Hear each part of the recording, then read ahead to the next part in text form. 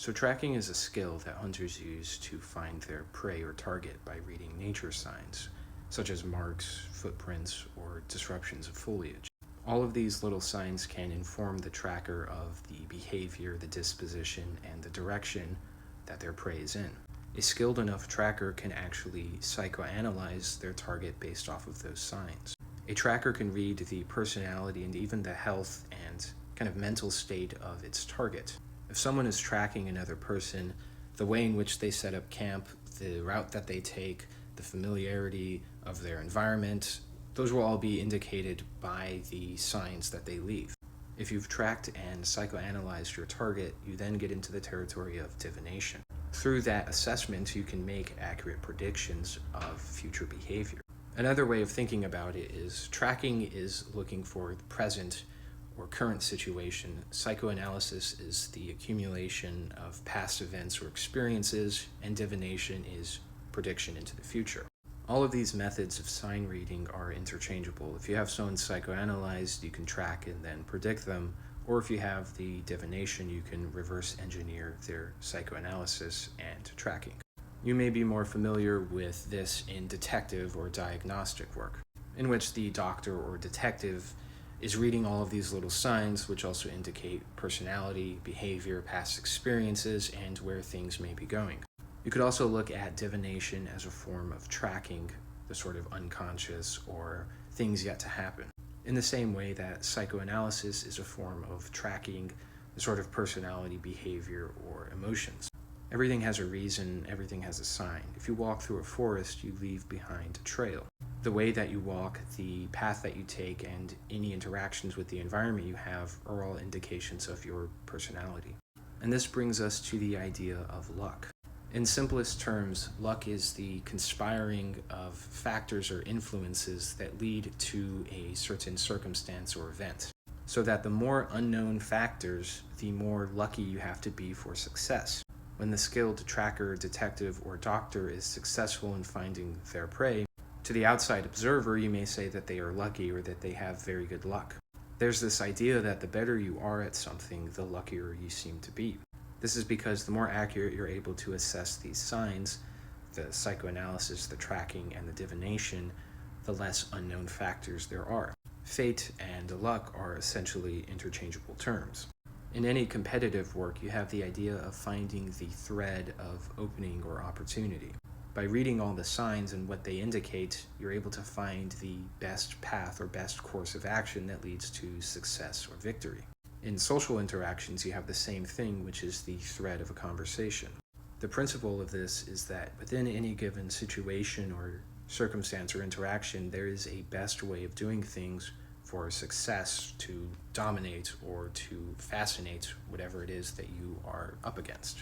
To put things into more relatable terms, this is the idea behind a pickup line. The idea is that there are certain words you could use that put you in a position that fascinates whoever you're talking to. In other words, based on signs, you can find the thread of conversation or the thread of opportunity that captivates an audience or maybe a business meeting. And this is what we'll call the skeleton key. It's the utilization of signs, of psychoanalysis, of tracking, and divination to unlock the path to success or victory. But now we're going to talk about hunting among foraging and tribal peoples, because they have certain practices that capture all of these ideas.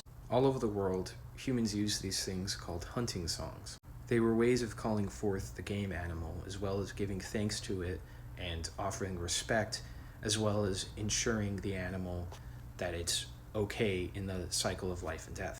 I'll share an example of this, which is the Navajo hunting song, in which they're calling the deer and singing to the deer and kind of going through the chase, as well as finally at the end, in the luck of the chase, comes the deer to my singing, and they ensure that it's going to be okay to the deer. It's very related to work songs and chants and prayers and other kinds of musical approaches to daily activities. It also helps the hunter put himself into a trance. And they do this as well to appeal to something among tribal peoples called the masters of game, or the master of animals. They are these totemic guardian spirits of certain animals or certain species. These are what decides the success of a hunt, as well as distributing the game for the season. In many ways, this personified luck. It personified the factors that you had to learn and consider and respect. If you were to overhunt animals, you wouldn't have them the next season.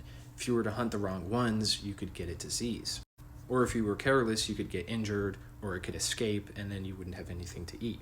Another good way of thinking about this is when they reintroduced wolves into Yellowstone Park, it actually helped the deer populations and the rest of the ecosystem.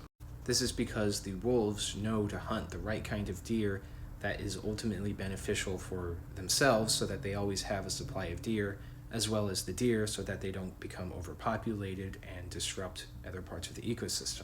There's always signs to read that tell you which deer are kind of distributed by the masters of game to allow you to hunt them.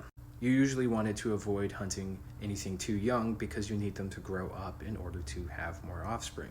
On top of this, if you hunt the wrong one and you didn't know it was diseased, you could pick up a pathogen.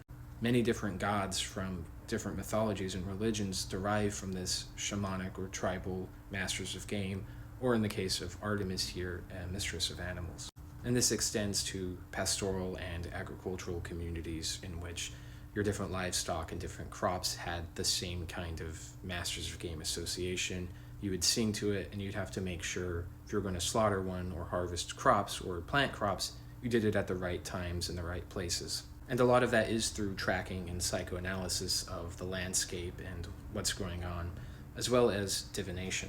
And divination comes from all of these same things of celestial navigation, reading the stars, even things like palm reading or physiognomy or the I Ching. These practices developed as ways of reading the future through signs and patterns and archetypal symbols. For example, the hunter may use certain patterns of constellations or phases of the moon, like a hunter's moon, in order to determine the best time or place to hunt. And there's usually always select members of a tribe or a community that is considered to be the best or the luckiest at something. It's this idea that certain people, they kind of have the magic touch, right? They're able to accomplish or take care of things more efficiently or better, and other people, it just doesn't seem to work for them. Finally, I'm going to borrow a term from alchemy called a master word, which is this sort of passphrase that unlocks the great work. The master word is a lot like our psychological skeleton key. It unlocks the proper or the best or optimal way of something. And the term just fits in context of the masters of game and the master of animals. The master word is related to this ancient idea of soul names. Certain objects, people, places, or animals, or plants have special names that unlock all of its properties or its ability to be manipulated or used. A person may be born and they're given a soul name based off of maybe some auspicious omen or sign that happened during that birth. Or a certain herb or plant has a special soul name that you can use in order to extract its properties. And these are all related to the ideas of tracking, psychoanalysis, and divination that we were talking about. I've probably lost everyone at this point, but the master word is basically those three types of signs combined into one, like word or phrase or song. Words contain ideas. This is how language works, right? The master word carries this sort of mnemonic or totemic idea. Certain words can carry a depth of information, of memories and symbolism for you. Sometimes people may use a word that puts you into a kind of trance. You'll see this in movies and books a lot, where one character may say the name or word of something that triggers all of these like memories and symbols in someone, and they kind of go into this state of reverie. Hopefully you guys know what I'm talking about. It's a word that puts you into a state of fascination. And this is what I was saying with the hunting songs, is that they would use these songs or these special words in order to put their prey into a state of fascination, but it was also as a way to give thanks and respect and blessings and things like that. Hopefully this made some sense to you guys, but thanks for watching.